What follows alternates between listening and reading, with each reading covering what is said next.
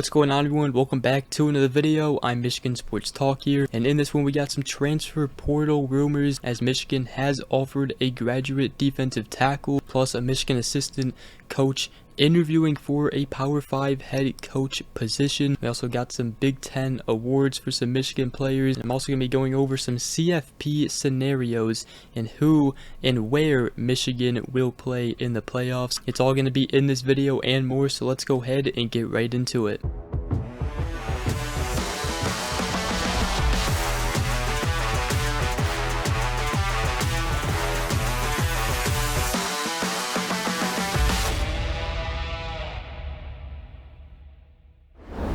Alright, so it is that time of year where the transfer portal starts to pick up for a lot of teams, and Michigan football is already being aggressive and is active in the portal. Now, the transfer portal window officially opens December 4th. However, graduate transfers are able to enter the portal now, and Michigan has already offered the Penn graduate transfer defensive tackle Joey Slackman. Now, Slackman is from the state of New York. He is 6'4", 300 pounds, and he actually initially enrolled at Penn in 2019 to wrestle, so he didn't start playing until the 2021 season due to COVID season. And he played in 9 games in 2021 on the defensive line. He recorded 16 tackles, 3.5 tackle for losses, and over the course of the 2022 and 2023 seasons, Slackman has recorded 99 tackles, 21.5 tackles for loss, 8.5 sacks in 19 total games. Now, per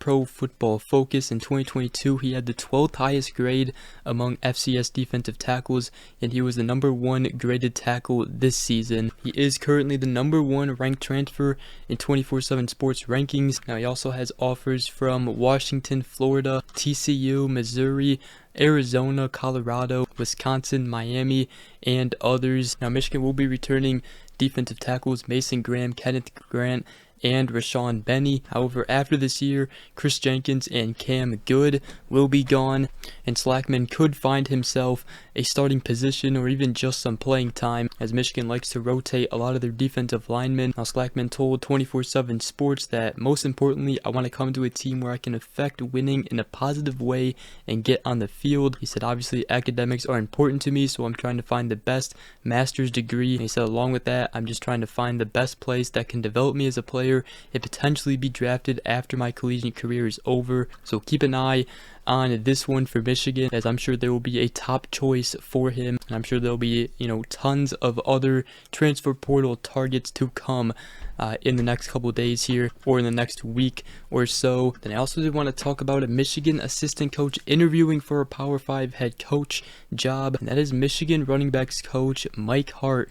As obviously Indiana just got rid of Tom Allen, and now the Indiana head coaching job is open, and they will be interviewing coaches, and Mike Hart will be one of them. Indiana is supposedly slated to interview Roddy Carey, Chris Creighton, and Mike Hart, as they're the main names on the hot board right now. So obviously not good news for Michigan, as we want to keep Mike Hart. He has developed and has groomed a lot of good running backs here, and he came in 2021. Michigan had Hassan Haskins and Blake Corum. This year it was Blake Corum and Donovan Edwards. And Mike Hart has also been recruiting some good running backs for Michigan. But Jim Harbaugh has said in the past that all 10 assistant coaches will be head coaches in the near future. He said they're all capable of leading a team at an elite level. So let me know what you guys think about that and your guys' thoughts on that. Also wanted to talk about some Big Ten awards. As first off, the individual awards. JJ McCarthy has won the Big Ten Quarterback of the Year, as he is named the best quarterback in the Big Ten. He had a tremendous year this year, and obviously it is not over yet.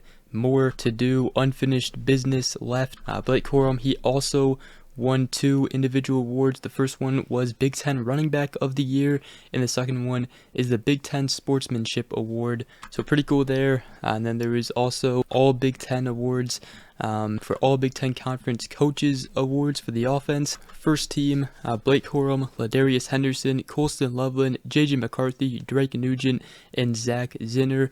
And then second team, Carson Barnhart, Trevor Keegan, Roman Wilson made that list. And then honorable mention was A.J. Barner. And then Cornelius Johnson also won honorable mention on the All Big Ten Conference Media. So all together, both the offensive and defensive / special teams awards, Michigan walked out with 25 players earning some sort of recognition. You had 9 players earning first team recognition, and the 3 defensive players that earned first team recognition was Mason Graham, Will Johnson, and Mike Sanderstill. We do also have some injury news, as according to some Michigan players, Zach Zinter is out of the hospital. Several teammates have gone to visit him when he was at the hospital. Jim Harbaugh also went right after the Ohio State game. Jim Harbaugh did say earlier this week that Zinter will be able to start putting weight on his leg in about 6 weeks. So obviously hope the best for Zach Zinter in a fast and speedy recovery. Will Johnson said that he was feeling a lot better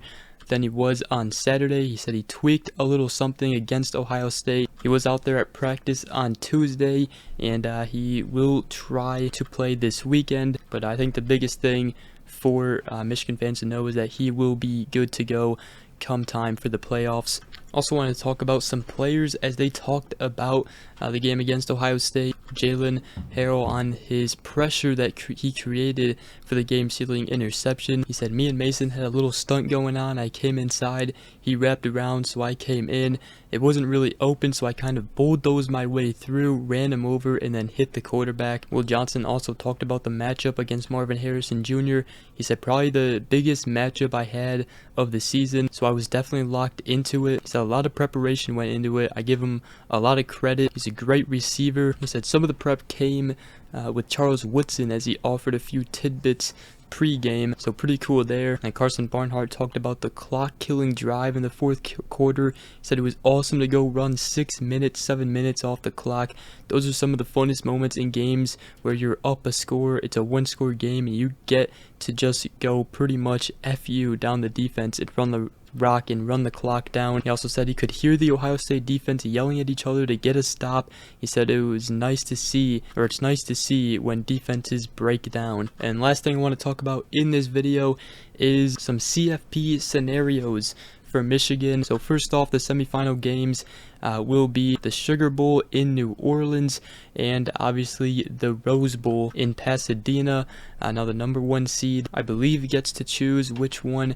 So if Georgia is the number 1 seed, they would obviously pick the Sugar Bowl because it's not only closer to them, but it just makes sense too. I'd also believe Michigan would more likely choose the Rose Bowl, but they wouldn't choose if they weren't the number 1 seed. So if that does happen and Georgia remains the number 1 seed, Michigan will more than likely go to the Rose Bowl. Now a lot of people have either Michigan playing Oregon as the 2 and 3 seeds or Michigan playing Florida State as the 2 and 3 seeds. Let me know what you guys think.